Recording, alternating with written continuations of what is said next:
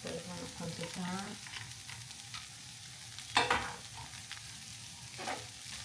તો આપણા બટેટા પૌવા રેડી થઈ ગયા છે મસ્ત એકદમ. તો જો ગ્રેવી અને પાણી બધું નાખી દીધું છે. તો હવે ગેસ થોડો ફાસ્ટ કરી અને આ બધું પાણી એમાંથી આપણે અડધું બારી નાખવાનું છે. તો ગેસ ફાસ્ટ કરી દો. જય શ્રી કૃષ્ણ, હર હર મહાદેવ, જય સિયારામ બધાને. તો બધા કેમ છો? તો ભાઈ ધ્યાનથી રોજની સ્કૂલે હોય, એની તબિયત થોડીક સારી નથી એટલે ઘેરે છે ને મને એવું લાગ્યું કે આજે ધ્યાનચીનો ટાઈમ થઈ ગયો સ્કૂલે લેવા જવાનો. હા ને, તમે ધ્યાનચી લઈ આવો સ્કૂલથી. ધ્યાનચી અહીંયા ઘેરે છે અને મેં એને કીધું કે ધ્યાનચીને રોજનો સ્કૂલનો ટાઈમ થઈ જાય 11:30નો, એટલે મેં લેવા જામ. એટલે આજે ધ્યાનચી અહીંયા છે એટલે ઉધરસની દવા પછી પીવાની છે, તાવની દવા પીવાની છે. હા, તો પછી આ સ્વીટ વસ્તુ ખવાય નહીં. ખાલી ના પાડે પણ પાછા ખાઈ જાય તે ટાઈમ પર અને પછી બીમાર થઈ જાય એટલે પછી પાછા રડે. તો આજે આખી રાતથી રડવાનું ચાલુ છે ધીલુનું. ધાબરામાં રડતી હતી. તો ધ્યાનથી ધાબરામાં રડતી હતી અને અમે ગાર્ડનમાં જવાનો વિચાર કર્યો હતો, પણ ગાર્ડનમાં વેધર એટલું બધું. ઓકે, તો ગાર્ડનમાં જવાનું કંઈક કામ કરવાનો વિચાર કર્યું હતું, પણ ગાર્ડનમાં વેધર સારું નથી. આ વિન્ડેથી એમ દેખાય છે થોડું ઉજાસ, પણ બારે વ્હાઈટ પડદો છે એટલે એટલું બધું ઉજાસ દેખાય છે, પણ બારે અંધારું છે. તો ધ્યાન છે વિન્ડા પર બેઠી ગઈ છે ને અમે બેડ પર બેઠા છે. તડકો આવે તો વાટ જોઈએ છે, પણ આજે વેધર ચેક કર્યું હતું પણ હા આમાં વેધરમાં તડકો બતાવ્યો છે, પણ હવે આવે ત્યારે ખબર. 11 વાગ્યા પછી બતાવ્યું છે. તો હજુ વાગ્યા છે 10. તો 11 વાગે પછી તડકો પડીએ તો ગાર્ડનમાં જાય, થોડું ક્લિનિંગનું કામ કરવાનું બાકી છે તો ક્લીન કરી આવીએ. અને પાછા ધાણા અને મેથી પણ વાવવાના છે, એટલે થોડાક દિવસમાં આગળ પાછળ વાવવાના છે. એટલે હું પહેલાં મોટા થાય તો પછી બીજા પણ રેડી થઈ જાય એવી રીતના વાવવાના છે.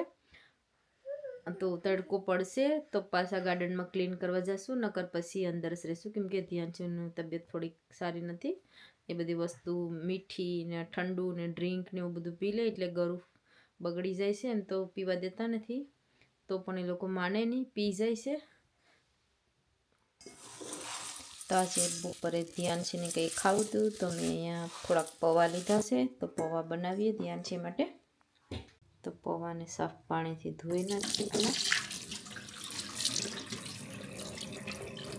પૌવા ધોઈ નાખ્યા છે અને જારીવાળામાં મૂકી દીધા છે, એટલે એક્સ્ટ્રા પાણી હવે બધું બહાર નીકળી જાય ત્યાં સુધીમાં આપણે બીજું કંઈ કામ કરી લઈએ. પૌવા બટેટામાં નાખવા માટે 1 બટેટું, 1 ગાજર ને આટલા ધાણા. તો અહીંયા બટેટા, લીલા મરચાં, આદું બધું મોળેલું છે. અને તેલ ગરમ મૂકી દીધું છે નોનસ્ટિક પેનમાં. તેમાં નાખવાની છે રાઈ,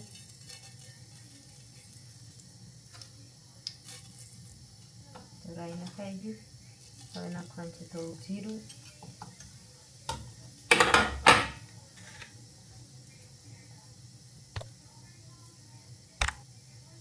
તમે નાખી દીધી મેં હિંગ.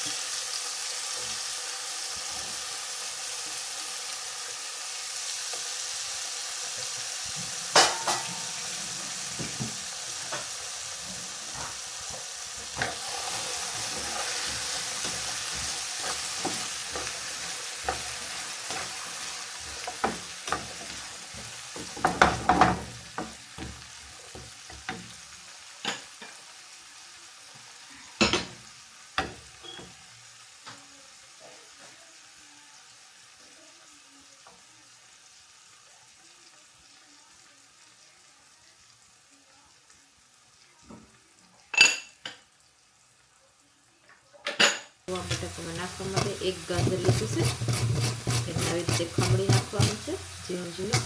બટેટા થઈ ગયા છે. તો આપણે તેમાં થોડીક હળદર નાખવાની છે.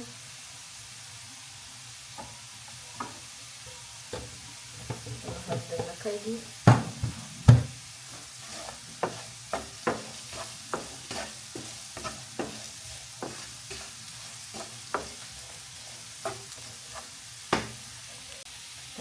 ગાજર ઝીણું ઝીણું કાપેલું છે.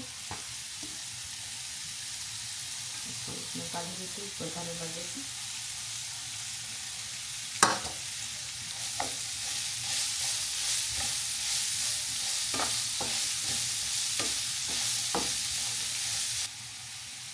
લીંબુ લીધું છે.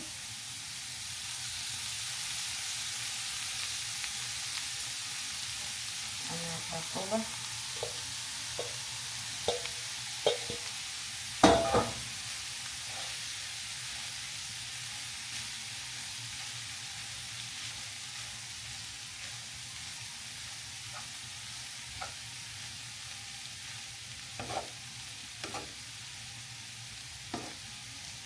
ધીરે ધીરે બધું મિક્સ કરી દેવાનું છે. બટેટા અને ગાજર મસાલો જે હળદર નાખેલી છે તે બધું એકદમ પીળા થવા જોઈએ પૌવા.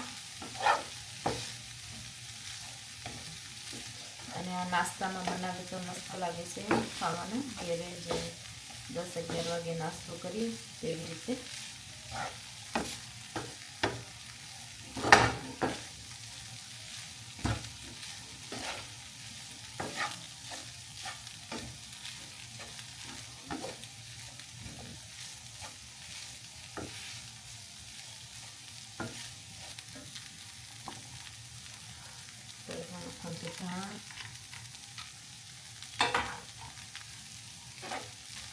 આપણા બટેટા પૌવા રેડી થઈ ગયા છે મસ્ત એકદમ.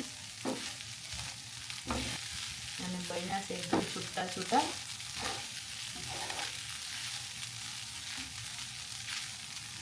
ગેસ બંધ કરી દઈએ. તો મેં આવી ગઈ છે રસોઈ બનાવવાની. આજે બનાવવાનું છે ભરેલા રીંગણા. તો આ ઝીણા ઝીણા રીંગણા લાવેલા હતા, તો આજે તેને ભરેલા રીંગણા બનાવવાના છે. એટલા માટે તેના માટે મસાલો બનાવવાનો છે. તો કેવી રીતે મસાલો બનાવે છે તો જોઈએ. તો મેં પહેલાં તલ લીધી છે. તલને થોડી શેકવાની છે. અને પછી માંડવીના બી લેવાના છે, તેને પણ શેકવાના છે. તો બંનેને શેકી લઈએ, ઠંડા કરવાના. પછી પીસવાના છે મિક્સરમાં. તો આવી રીતે કંઈક કરવાનું છે. તો ચાલો પહેલાં તલ શેકી લઈએ અને બીજું બાકીનું જમવાનું છે તે પણ બનાવવા મૂકી દીધું છે. તો અહીંયા મેં એક વાટકી જેટલી તલ લીધી છે. બહુ થઈ જાય તો મેં હાફ નાખી અને હાફ રહેવા દીધી. અને થોડા માંડવીના બી નાખવાના છે. તો અહીંયા લીધા છે આ માંડવીના બી. આ ખેતરના છે, ઘરના પપ્પાએ મોકલાવેલા છે, મમ્મી પપ્પાએ. તો આપણે થોડાક બી નાખી દીધા. બંનેને શેકવાનું છે.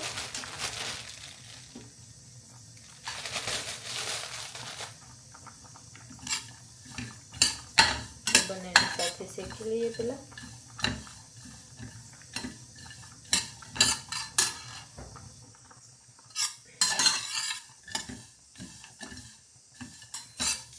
તો અહીંયા બંને શેકાઈ ગયું છે અને બધાના સાલ પડી ગયા છે. એકદમ જુદા જુદા થવા લાગ્યા છે. જેમ સિંગની જેમ થાય તેવી રીતના. જાણે કે સિંગ બની ગયું હોય તેવું લાગે છે. એકદમ ફોતરા અલગ થઈ ગયા છે. તો શેકાઈ ગઈ છે. ગેસ બંધ કરી અને સાઈડમાં રહેવા દઈએ ઠંડી પડે ત્યાં સુધી બાકીનો મસાલો રેડી કરી. તો આપણે આ તલ સિંગ ને બધાને મિક્સરમાં પીસવાની છે. તો અહીંયા મેં ઘર પર લીધો છે ગોળ. અને અહીંયા લીધા છે મેં આ ગાંઠિયા, જે ભરેલા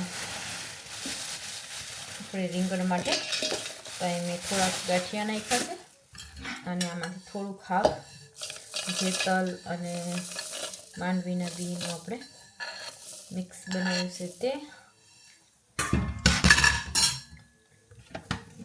અને બાકીનો જે આપણે નોર્મલ મસાલો હોય તે નાખવાનો છે. અહીંયા મેં હળદર બહુ ઓછી થોડીક નાખી છે. અને આ છે લાલ મસાલો. અહીંયા છે ધાણા જીરું પાવડર,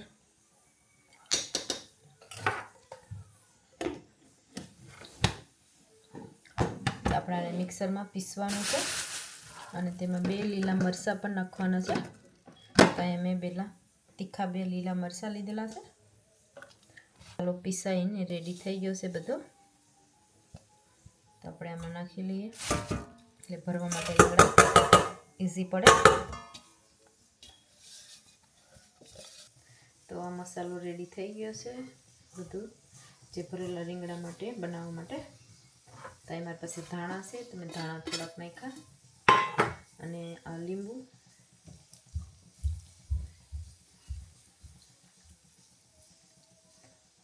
એક અડધું લીંબુ લીસેવું છે.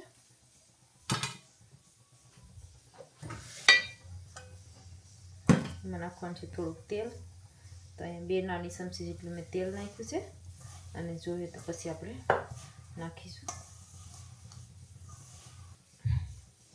તો અહીંયા મેં 2 થી 3 ચમચી જેટલું પાણી હાથમાં લેવું છું એટલે લોટ થોડોક એકદમ ડ્રાય ના રહે. તો ધીરે ધીરે 2 થી 3 ચમચી જેટલું બસ એટલું પાણી નાખ્યું છે એટલે રીંગણા ભરવામાં આપણે થોડું ફાવે એટલા માટે.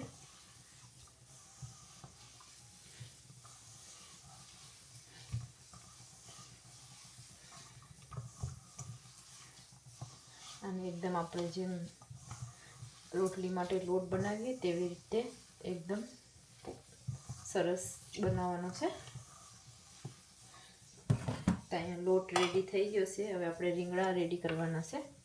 તો મેં ગ્રેવી માટે આટલું જે અડધા રીંગણામાં ભરાય તેટલું સાઈડમાં રાખવું છે. જ્યારે ગ્રેવી બનાવશું તેમાંથી આ મસાલા માટે મૂકી દે. તો રીંગણા અહીંયા ધોઈ અને બધા મેં સાફ પાણીથી ધોઈ નાખ્યા છે અને આવી રીતે આપણે જે ભરવા માટે કાપવાના છે. તો બધા રીંગણા પહેલાં કાપી લઈએ. આ એક સાઈડમાં થોડુંક ખરાબ હતું તો મેં કાપી નાખ્યું છે. ટેસ્ટિંગ મેનેજર આવી ગયા છે, પૂછે છે કે આજે શું બનાવવાના છે ખાવાનામાં, કેમ કે એ લોકોને બધી વસ્તુ આમ ગમતી બી બનાવવાની હોય. હા ને, ના પાડે કે હું બનાવવાના છે. એ પેલા રસોઈમાં આવીને જોઈ જાય કે આજે હું બનાવવાના છે. સાચી વાત. શું બનાવવાનું છે તો એ મને પૂછે છે કે હું બનાવવાના છે. તો મેં કહેતી નથી કે હું બનાવવાનું છે. એ પૂછે કે ઉંબાડિયું બનાવવાનું છે. ઉંબાડિયું નથી બનાવવાના, જે બનાવવાના છે તે બનાવવાના છે.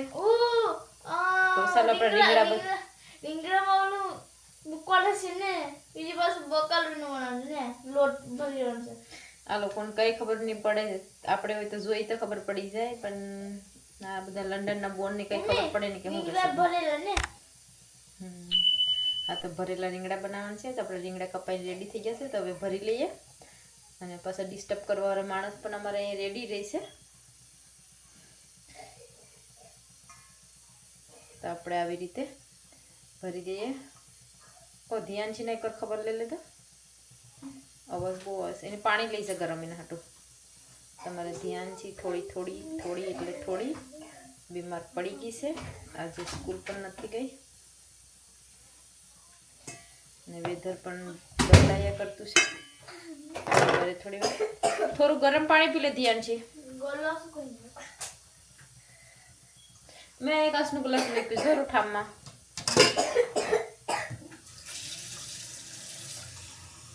આવી રીતે એકદમ દબાવીને ભરવાના છે એટલે બારે જ્યારે આપણે રીંગણા ફ્રાય કરીએ ત્યારે બારે ન આવે એવી રીતે ટ્રાય કરીએ.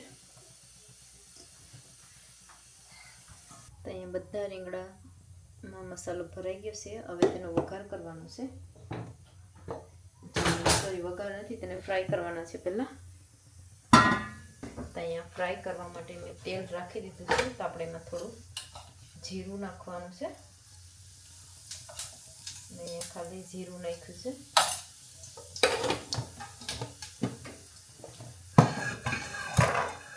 લાલ થઈ જાય એટલે આપણે એક રીંગણાને ફ્રાય કરવા મૂકવાના છે. તો અહીંયા મેં બધા રીંગણા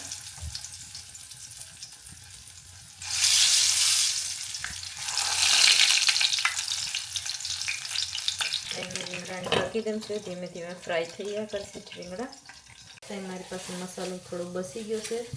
મેં આપણે ભરી અને જે ફ્રોઝન ફ્રીઝરમાં મૂકી દેવાનો છે. નેક્સ્ટ ટાઈમ કંઈ બનાવવું હોય તો ઇઝીથી હજુ એક ટાઈમ બની જશે. તો આને સ્ટોર કરીને મૂકી દઈએ અને ફ્રોઝનમાં કંઈ બગડે નહીં, કેમ કે મસાલો ને મીઠું ને બધું જ આમાં એકદમ રેડી છે. તો મેં એ બેગમાં ભરી દીધો. તો ભરેલા રીંગણા માટે થોડી ગ્રેવી પણ બનાવવાની છે.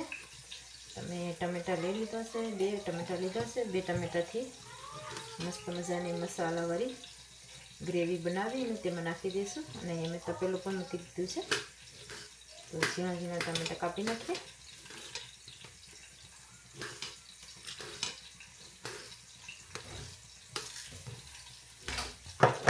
ત્યાં તેલ ગરમ થઈ ગયું છે.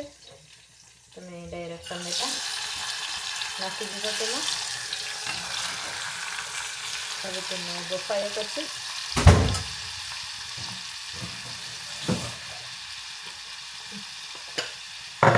સ્વાદ પ્રમાણે મીઠું નાખી દઈએ, એટલે બધું ગ્રેવીમાં અને રીંગણા સાથે ટેસ્ટ જેવી તે આવી જાય તેમાં.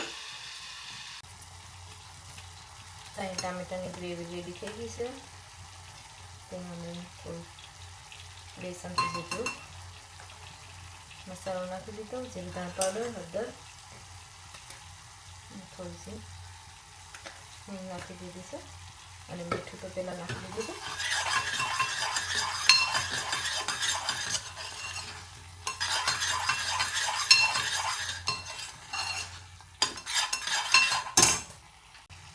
ત્યાં મેં ગ્રેવી માટે રાખેલું હતું, તેને પણ આપણે નાખી દઈએ એમાં.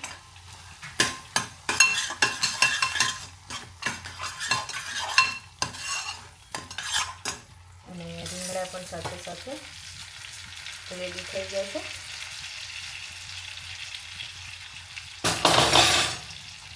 રીંગણા એકદમ પોછા અને કૂક થઈ ગયા છે. તો હવે તેને બોલાવવાનું નથી, નકર એ એકદમ તૂટી જાય અને મસાલો બધો વિખાઈ જાય. એટલા માટે આપણે ગ્રેવી બનાવી અને તેમાં નાખી દેવાની છે.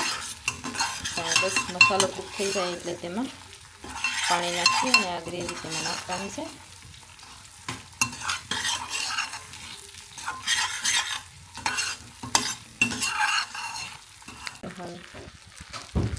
તમે ગ્રેવી બધી બનાવી હતી તે નાખી દીધી છે.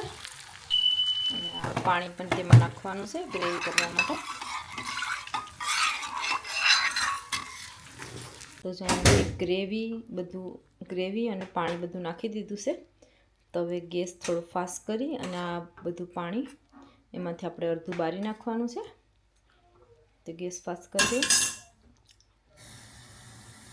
પ્રફુલ પણ કામ પરથી આવી ગયા છે અને પ્રફુલ એમાં ધાણા નાખ્યા છે. પણ અમારો આ જે ધાણા નાખતા હતા તે વિડીયો બનાવ્યો પણ આમાં આવ્યું નથી.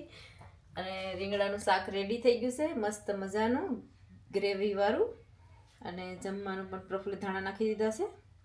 અને હવે બધું જમવાનું રેડી છે, દાળ ભાત અને રીંગણા ભરેલાનું શાક. તો ચાલો અમે જઈએ છીએ જમવા અને નેક્સ્ટ વિડીયોમાં મળ્યા. તો કાલે શું નવી રેસિપી લાવીશું કોમેન્ટ કરજો. તમને કંઈ ગમતી રેસિપી હોય તો પણ બનાવવાની ટ્રાય કરીશું. તો નેક્સ્ટ વિડીયોમાં મળ્યા. બાય બાય બધાને.